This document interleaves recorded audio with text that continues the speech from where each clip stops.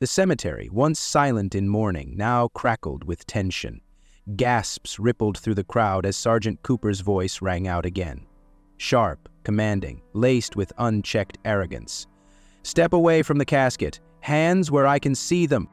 General Reynolds didn't flinch. His years of battle-hardened experience had prepared him for many things, but even he never expected to stare down the barrel of a gun at a funeral meant to honor a fallen brother in arms. The honor guard stiffened, their instincts screaming for action. The widow clutched the folded flag to her chest, her breath ragged, her eyes wide with horror. Then came the voice that shattered everything. "Sergeant Cooper." Colonel Mitchell's tone was ice, her authority absolute. "Lower. Your weapon." But Cooper didn't move. He held firm, his grip tight, his ego blind to the disaster he had just created. General Reynolds took a slow, deliberate step forward. His presence alone commanded the air, the very ground beneath them seeming to shift in his favor. His voice was quiet, lethal in its calm. "You've just made the worst mistake of your career." The silence that followed was deafening. "But before we dive deeper into the shocking aftermath of this moment, tell me, where are you watching this from? Drop a comment below, and if you don't want to miss more jaw-dropping stories like this, hit that subscribe button and turn on notifications now." The sky hung low, a dense shroud of gray stretching over Westwood National Cemetery as if the heavens themselves mourned. The air was thick with sorrow, pressing down on the gathered mourners like an unbearable weight. A hush blanketed the vast cemetery grounds, broken only by the occasional sniffle of grief or the rustling of leaves carried by the cold wind. Rows of uniformed soldiers stood motionless, their backs straight, their hands clenched at their sides. The medals pinned to their chests caught the dim light, a dull gleam of silver and gold, each one a testament to years of service, sacrifice, and battles fought, some abroad, some within. Their eyes, though unblinking, carried the haunted weight of loss. A single bugler stepped forward, raising his instrument with slow, practiced precision. The first note of taps rang out, cutting through the air like a final, solemn goodbye. Each drawn-out note echoed across the cemetery, reverberating through the very bones of those present. It was not merely a song. It was a farewell, a tribute to the fallen, a last salute to a soldier who would never march again. A woman, draped in black, trembled as she clutched a neatly folded American flag, her fingers gripping the fabric as if it were the last piece of her husband she could still hold on to. Her shoulders shook, silent sobs racking through her frame, but she did not break. She had been strong for so long. She had to be strong now. Before them all, the casket rested atop its stand, draped in the very flag the widow held so dearly. It was polished, pristine, yet somehow unbearably final. Soon it would be lowered into the earth, swallowed by the soil, and with it the last remnants of Colonel James Anderson, a man who had given his life in service to his country, a man whose name would be etched in stone alongside thousands of others who had made the ultimate sacrifice. But here, today, he was not just a name, not just another fallen soldier. He was a husband, a father, a friend. And for General Marcus Reynolds, he was something more. Marcus Reynolds stood at the front of the funeral procession, his posture rigid, his hands locked behind his back in a stance of unwavering discipline. His uniform was immaculate, his polished boots planted firmly against the damp earth, the 4 gleaming silver stars on his shoulders marking him as one of the highest-ranking officers in the United States Army. But today, none of that mattered. Today, he was not a commanding officer. He was a man in mourning. His dark aviators concealed his eyes, but his sorrow radiated through every fiber of his being. He had spent his life leading soldiers into battle, making impossible decisions, carrying the weight of war on his shoulders. But no battlefield had ever prepared him for this. He took a slow, measured breath, forcing himself to remain steady. The casket before him held more than just a fallen soldier. It held memories, shared victories, late-night strategy meetings, and quiet moments of camaraderie forged in the fires of war. James Anderson had been more than a subordinate. He had been a brother in arms, a confidant, a man Reynolds had mentored from the time he was a young recruit to the moment he became a decorated officer. And now he was gone, another casualty of a war that had taken too much. Reynolds exhaled, barely noticeable, a subtle release of the weight in his chest. Slowly, he stepped forward, preparing to say his final goodbye, to offer his last salute, to pay tribute to the man who had stood beside him through countless battles. But just as he was about to take that last step toward the casket, the air split with a sharp, commanding voice. "Step away from the casket, hands where I can see them." For a moment, no one moved. The cemetery, once filled with the quiet grief of the fallen, was now frozen in stunned silence. The honor guards stood at rigid attention, their ceremonial rifles held firm as they prepared for the final salute. Every movement was precise, every stance disciplined, but beneath the surface, they were more than soldiers following tradition. They were men and women grieving a comrade, a leader, a friend. The weight of the moment pressed into their chests like a silent force, unrelenting and heavy. Each of them had stood beside Colonel James Anderson at one time or another, had fought alongside him, had lived because of him, and now they stood here to honor him one last time. The widow's soft sobs pierced through the silence, each breath a tremor of heartbreak barely contained. The flag in her lap trembled in her grasp, her fingers white-knuckled around the fabric as if holding onto it could somehow keep him here, keep him from slipping away entirely.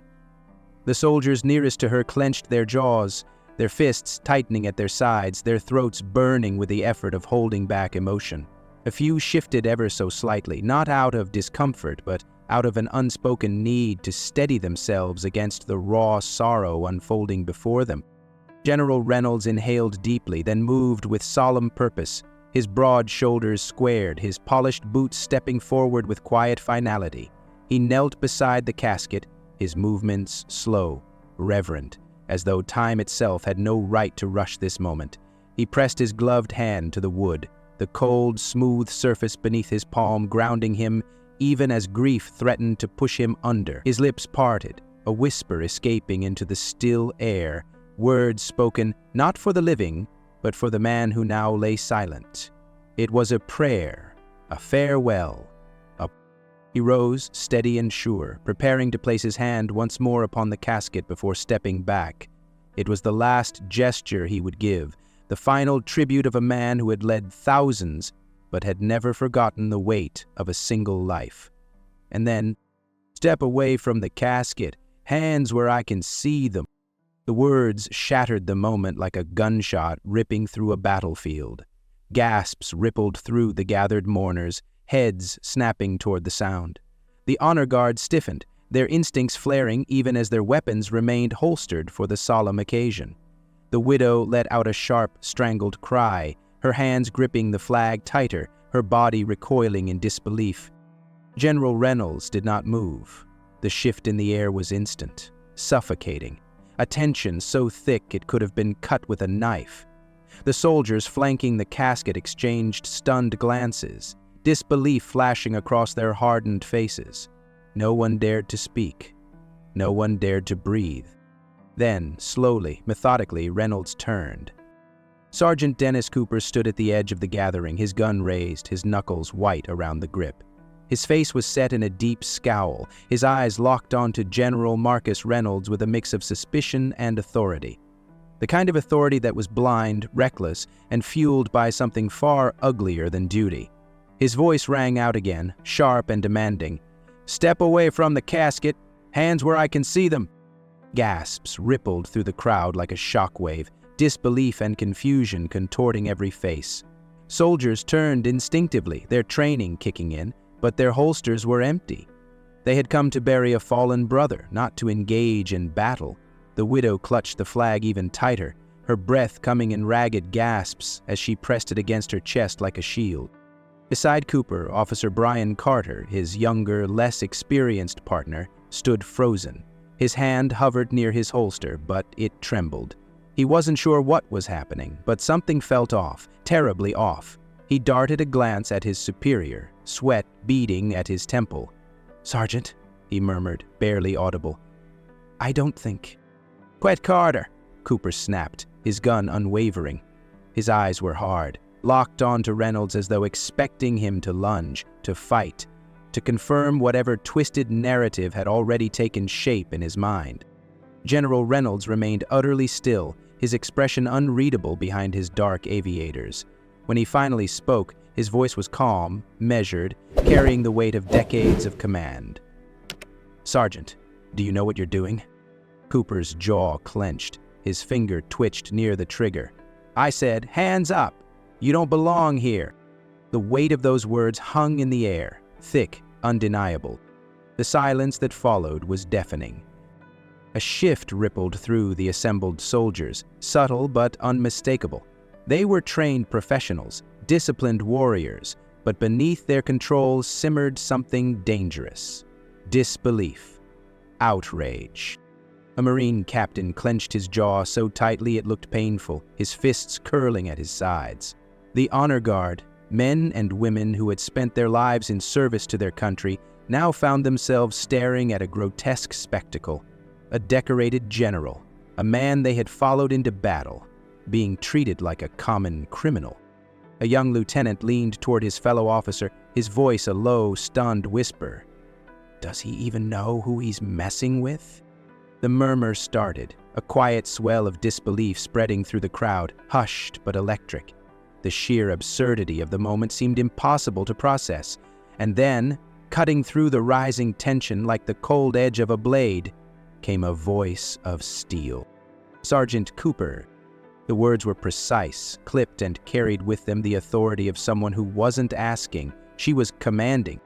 Colonel Vanessa Mitchell stepped forward. Her uniform, adorned with ribbons and medals, spoke of decades of dedication. Her expression, sharp and unwavering, demanded obedience without question. "Lower your weapon, now!" The widow took a staggering step forward, her face streaked with tears, her voice raw with grief and fury. "You're ruining this. You're desecrating my husband's funeral. For what? Because he's a black man?" The words struck like a thunderclap. The crowd inhaled sharply, the reality of the accusation hanging in the cold air like a blade waiting to drop. For the first time, Cooper hesitated. His grip on the gun loosened just a fraction, his brows knitting together as though he had only now realized how many eyes were locked onto him, how much scrutiny he had just placed himself under. The honor guard stood still as statues, but their eyes burned with restrained rage. Soldiers who had buried comrades in foreign lands now watched in horror as their own leader was being threatened on home soil, at a place meant to honor the dead. But the hesitation was fleeting. Cooper's arrogance was too deeply ingrained, too unshakable. His face hardened again, his knuckles tightening around the gun as if gripping it harder would somehow make him right. He turned his glare onto the widow, the very woman he should have been protecting. "Step back, ma'am. This doesn't concern you." The tension in the cemetery reached a suffocating peak. The silence was no longer one of shock, but of something far more dangerous. A slow, simmering rage that was beginning to boil over. The widow's hands trembled as she clutched the flag even tighter, her entire body shaking now, but it wasn't just from grief. It was from the sheer audacity, the gut-wrenching insult of watching a man who had dedicated his life to this country be treated as a suspect at his own friend's funeral. "It doesn't concern me," her voice cracked with disbelief. "That's my husband's casket. This is his funeral. This concerns all of us." Cooper's lip curled, dismissive, his eyes flicking back to Reynolds as though the grieving woman were nothing more than an obstacle in his way. He didn't care. He had never cared. A sharp inhale came from the soldiers standing nearby, their bodies rigid with unspoken fury. They had fought, bled, and lost alongside men like General Reynolds. They knew what real threats looked like. They had faced them in the deserts, in the jungles, in war zones far from home. But now they stood watching an injustice unfold in a place that was meant to be sacred, at the hands of a man who was supposed to serve and protect. A sergeant from the honor guard took half a step forward, his hands curling into fists. Another officer clenched her jaw so hard the muscle twitched. The situation was seconds away from erupting. The widow wasn't backing down. "You're pointing a gun at a man who has done more for this country than you ever will," she seethed, voice shaking. "How dare you!" The growing tension was a lit fuse, winding toward an explosion, and Cooper, blind to the fire he was playing with, just lit the match.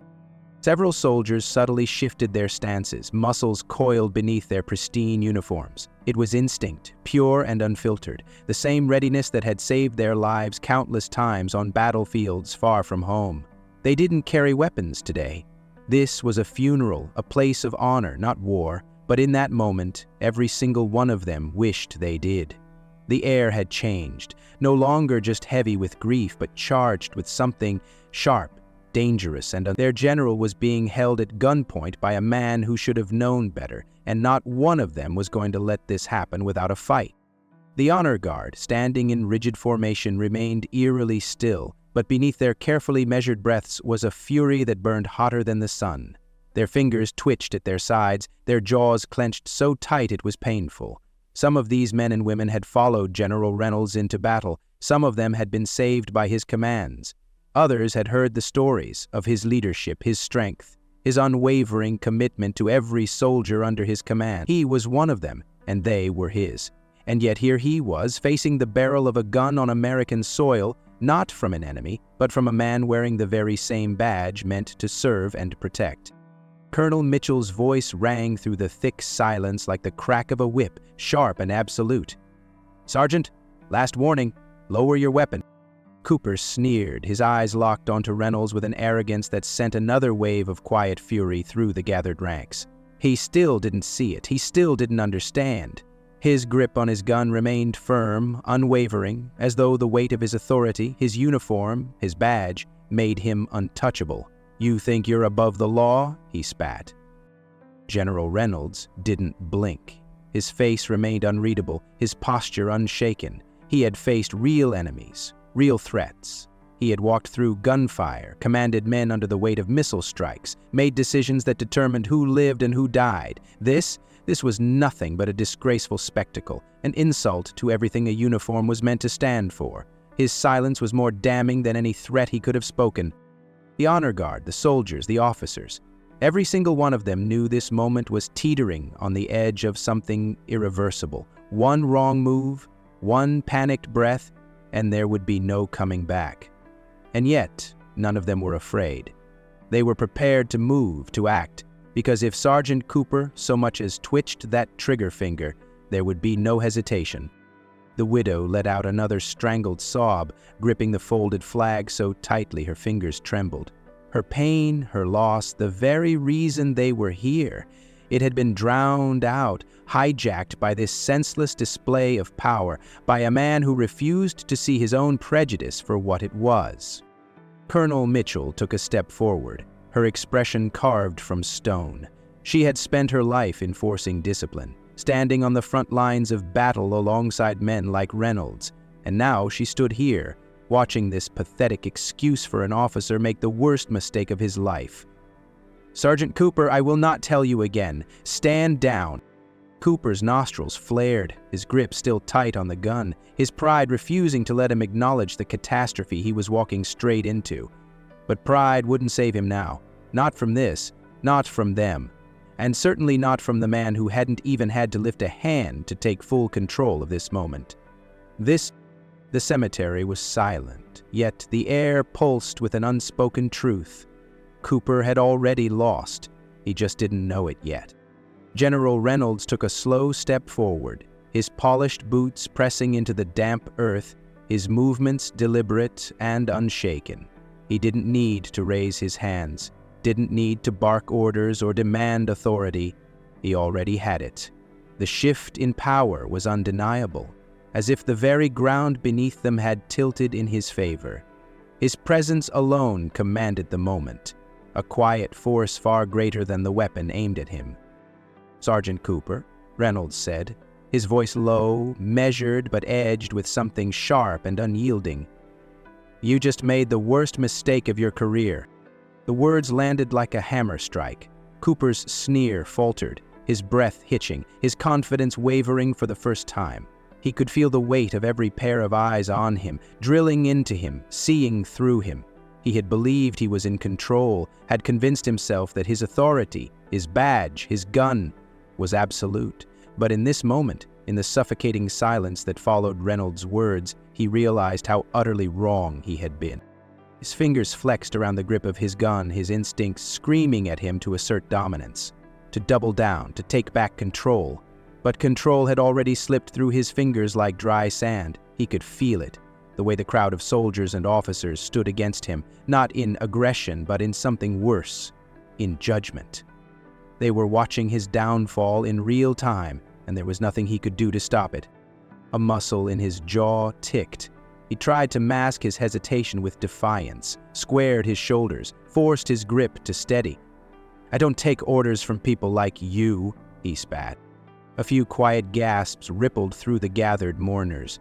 It was a confession as much as it was an insult, a confirmation of everything that had led to this moment. Reynolds' expression didn't change. He didn't flinch. He had heard worse, had faced worse, had survived far worse than a man like Cooper. He simply tilted his head ever so slightly, his voice carrying the kind of quiet authority that ended careers. "And yet, here you are," he said smoothly, shaking like a man who knows he just threw his entire life away. Cooper's breath stuttered, his face flushing red. "I'm not—" "You are," Reynolds cut in, his tone never rising, never breaking, but leaving no room for argument. "You don't even realize it yet, but you've already lost. Not just your badge, not just your job. You lost the moment you let hate guide your hand." Cooper's pulse thundered in his ears. His gun felt heavier than it had seconds ago. He had come into this moment so certain, so sure of himself, of his power, of his control, but it had unraveled before him in mere minutes, and the man standing before him, the one he had dared to threaten, hadn't even had to raise his voice to undo him. And the worst part, it wasn't happening in a private office behind closed doors. It was happening here, in front of the very men and women who had spent their lives upholding the values he had just spit on. General Reynolds finally moved.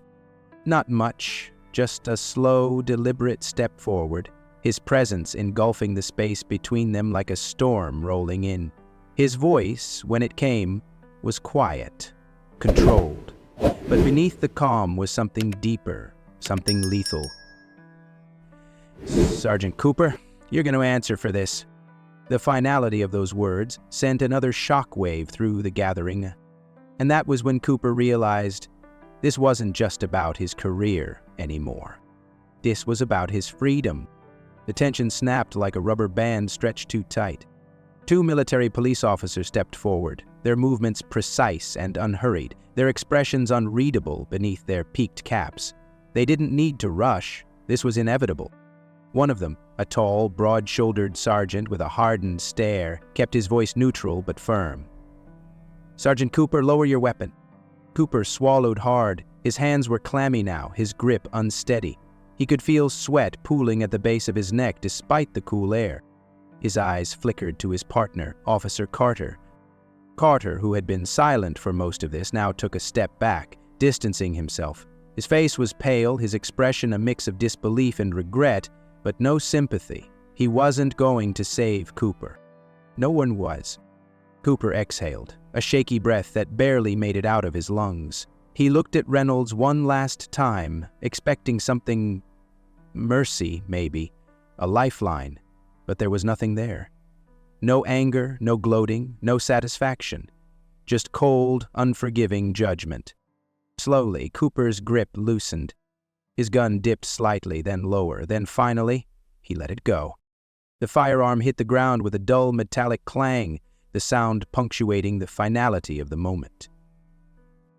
And just like that, the last piece of his power was gone. The moment the gun hit the ground, the two military police officers moved with swift precision. Before Cooper could react, strong hands seized his arms, yanking them back with practiced efficiency. A sharp grunt of protest left his lips as his wrists were twisted behind him, the steel of the handcuffs cold against his skin. The metallic click of the cuffs locking into place echoed through the cemetery, louder than it should have been, final and absolute. His breath hitched. The panic that had been creeping in now surged like a tidal wave. drowning out whatever twisted sense of control he had convinced himself he still had. His chest rose and fell in short, uneven bursts, his mind scrambling for a way out, for anything to grasp onto. But there was nothing. The MPs held him firm, their grips unrelenting, unshaken. They had detained hundreds before, but rarely had they seen someone in uniform look so lost, so blindsided by their own arrogance. The crowd remained deathly silent, but the weight of their judgment was deafening. Officer Carter stood a few steps away, staring at the scene like a man who had just watched his future self make the worst mistake of his life. His face was pale, his lips pressed together, his hands clenched at his sides. But he said nothing. No one said anything until Cooper did. "Wait," his voice cracked, raw with desperation. "This isn't fair. I was just doing my job." The widow let out a quiet, bitter laugh, but she wasn't the one who responded. Colonel Mitchell stepped forward, her gaze sharp as a blade, her presence commanding, final. Her voice rang out, cutting through the air with the weight of a judge's verdict. "Your job is to uphold the law," she said, each word deliberate, heavy with contempt. "Not abuse it." Cooper shook his head wildly, his breathing uneven, his shoulders jerking in resistance against the firm grips holding him in place. "Come on," he spat, his voice rising. "I didn't know who he was." Reynolds tilted his head ever so slightly, his expression unreadable, but his words hit like a hammer. "You didn't need to know who I was," he said smoothly. "You needed to recognize that I was a man, standing at a funeral, mourning a fallen soldier." Cooper's mouth opened, but nothing came out, because there was nothing left to say. The air was thick with silent judgment as the MPs tightened their grip on Cooper's arms, holding him in place like a criminal. Because that's exactly what he had become. He struggled, chest heaving, face red with humiliation, but there was no escape. The weight of what he had done, the irreversible nature of his actions, hung in the space around him like a noose tightening with every passing second. One of the MPs, a tall, stone-faced officer with years of experience handling men who thought they were untouchable, reached for his radio, muttering into it before turning back to Cooper with an expression of cold detachment. His voice was steady, authoritative, void of any emotion. "Sergeant Dennis Cooper, you are under arrest, under military jurisdiction for the following charges." The murmurs in the crowd stilled completely. Brandishing a weapon without just cause. Cooper flinched, threatening a superior officer. A muscle in his jaw twitched. Abuse of power. His breath hitched. Unlawful use of force. That was the one that shattered him. His face drained of color, his entire body going rigid as the true weight of the situation crashed down on him like a landslide. His rank, his career, his authority. It was all gone, slipping through his fingers like sand. He had spent his life believing that his badge, his gun, his uniform made him untouchable, but now he was just another disgraced officer in cuffs. The silence that followed was suffocating. Not a single person stepped forward to defend him. Not Officer Carter, his own partner, who stood frozen in place with his hands clenched at his sides. Not the soldiers who had once respected the uniform he wore. Not the other officers who refused to meet his eyes, unwilling to be associated with his downfall. And certainly not General Reynolds, who watched with the quiet composure of a man who had seen justice unfold many times before. Cooper tried one last time, his voice cracking as he twisted in the MP's grip. "No, wait. This is a mistake. I was just..." Enough. Colonel Mitchell's voice cut through the air like a blade, her tone carrying the finality of a gavel slamming down. She stepped closer, her expression unreadable, but her eyes burned with something fierce. "You're done, Cooper. It's over." The MPs turned him away from the casket, from the gathering of men and women who had already erased him from their memory. They began leading him toward the waiting patrol car just outside the cemetery gates. And just like that, the man who had once drawn his weapon without hesitation was now the one being marched away in handcuffs, powerless and forgotten. Cooper's face had lost all color, His lips parted as if he wanted to argue, to plead, to say something, anything that could change what was happening. But there was no changing this. His words, his authority, his uniform, none of it meant a damn thing anymore. The badge pinned to his chest might as well have been an empty shell, a hollow symbol that carried no weight. He had wielded his power recklessly, convinced it would always protect him. Now it did nothing. The MPs marched him forward, his boots dragging slightly against the wet ground, his body rigid as they led him away. He turned his head, scanning the crowd for something, for someone. Officer Carter, perhaps, or one of the other officers, maybe even a soldier willing to give him a shred of support. But all he found was cold, silent judgment. No sympathy, no understanding, just the quiet acknowledgement that he had done this to himself. The sound of taps resumed, piercing through the air like a final, unwavering declaration that the ceremony, the real ceremony, was taking back its dignity. The honor of the fallen would not be overshadowed by the disgrace of a single man. The bugle's somber notes rose once more, slow and deliberate, a farewell that demanded respect, and this time there were no interruptions. The soldiers of the honor guard stood even taller now, their backs straight, their heads held high, the polished shine of their uniforms unmarred by the ugliness that had tried to poison this moment. There was no more tension in their shoulders, no more simmering rage, only the solemn pride of warriors standing together to send off one of their own. General Reynolds inhaled deeply, then stepped forward. He removed his gloves with careful precision, tucking them into his belt before lowering himself onto one knee before the casket. The ground was damp beneath him, the air still thick with the echoes of what had just transpired, but he paid none of it any mind. His hand rested against the wood of the casket, his touch firm but reverent. His voice was quiet, meant only for the man who lay before him. "Rest easy, soldier," he murmured, his baritone steady but filled with the weight of everything that had been lost. "Your honor is intact." For a moment he simply stayed there, his head bowed, his breath slow and controlled. Then, with measured grace, he stood once more, adjusting the cuffs of his uniform, squaring his shoulders. The moment had passed, the lesson had been taught, justice had been served, and now it was time to move forward. The news spread like wildfire. Every major network, every social media feed, every news cycle was consumed by the fallout of what had happened at Westwood National Cemetery. The headline flashed across screens in bold, unrelenting letters: Sergeant Dennis Cooper, dishonorably discharged, facing multiple felony charges, possible life sentence. It was everywhere. News anchors dissected the footage, legal experts weighed in on the charges, and veterans called in with their outrage.